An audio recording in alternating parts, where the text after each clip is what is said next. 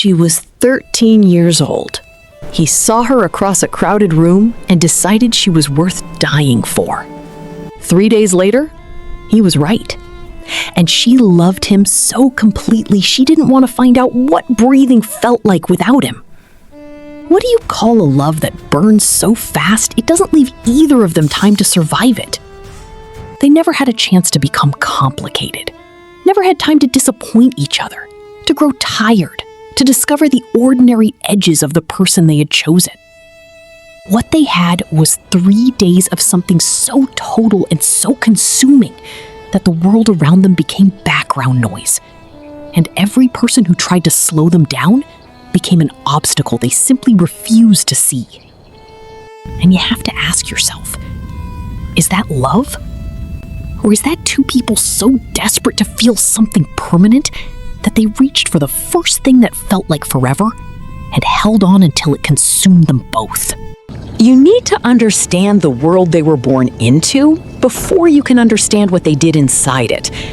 Verona was a city divided, not by walls or armies, by history, by the kind of hatred that gets passed down through generations like inheritance, arriving in children's hands before they are old enough to question it.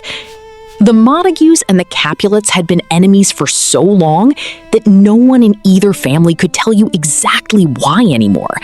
The reasons had dissolved. Only the hatred remained, clean and absolute and completely self-sustaining, the way old hatred always is. Romeo Montague was 17, the son of a prominent family, educated, handsome in the way that causes problems, and, as the story opens, already heartbroken. He was in love with a girl named Rosaline, or he believed he was. He wandered Verona in a state of theatrical misery that his friends found exhausting and his family found concerning. He wrote poems, he sighed. He was, in every possible sense of the word, a teenager. His friends, trying to pull him out of his spiral, convinced him to crash a Capulet party. Rosaline would be there. Let him see her among other people. Let the real world interrupt his fantasy of her. It worked, just not the way anyone intended. Juliet Capulet was 13.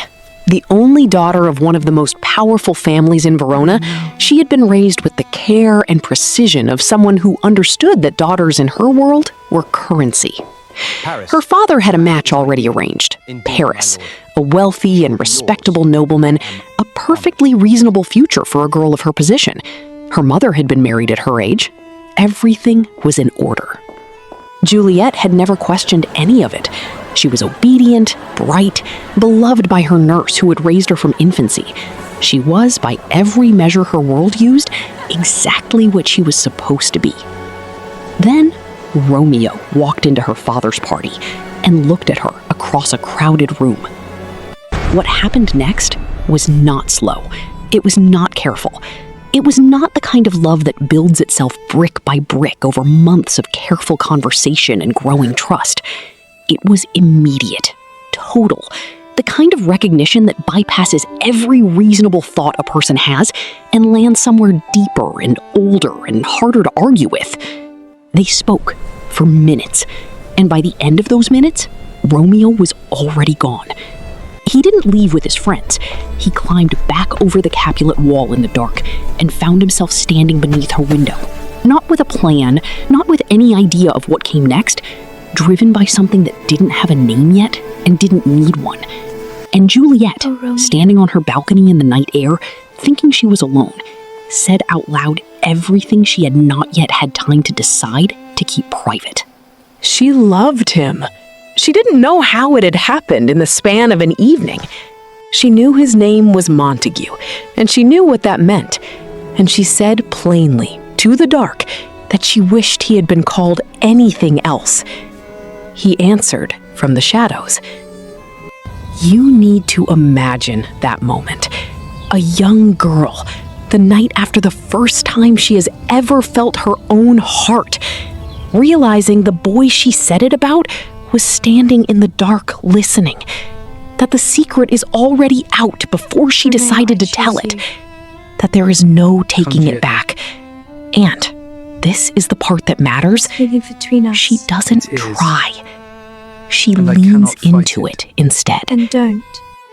They made promises Right that as you night understand. that neither of them had the experience to understand the weight of. Romeo spoke in the language of stars and permanence.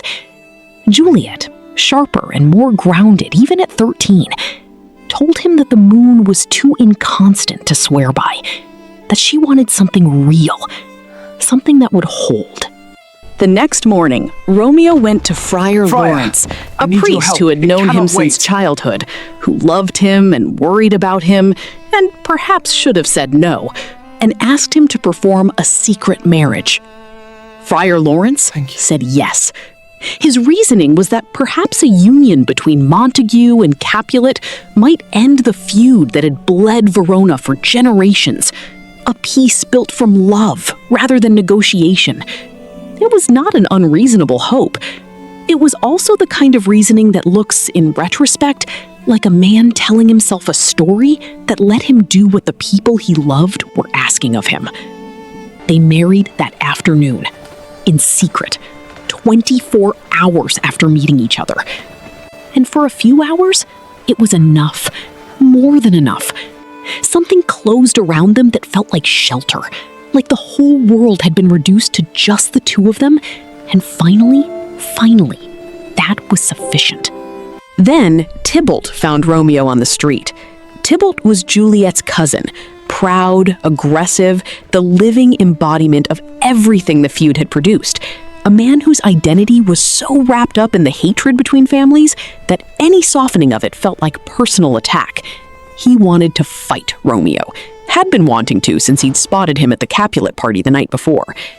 Romeo refused. What, drawn and He talk couldn't of peace? I explain hate why, the word, as I couldn't hate say that hell. Tybalt All was his Montagues are family me. now, that Juliet had made them cousins.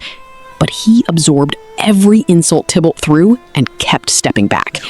His friend Mercutio, furious at what looked like cowardice, stepped forward instead. Turn thy back and Mercutio fell by Tybalt's hand. And something broke open in Romeo that the love of one day could not contain. Tybalt fell by Romeo's. In the span of one afternoon, Romeo had blood Vanish! on his hands. His best friend was gone. His wife's cousin had fallen by his sword. And the Prince of Verona, who had warned both families that the next act of violence would be answered with exile, banished Romeo from Verona before the sun went down. 1 day of marriage. Then, exile.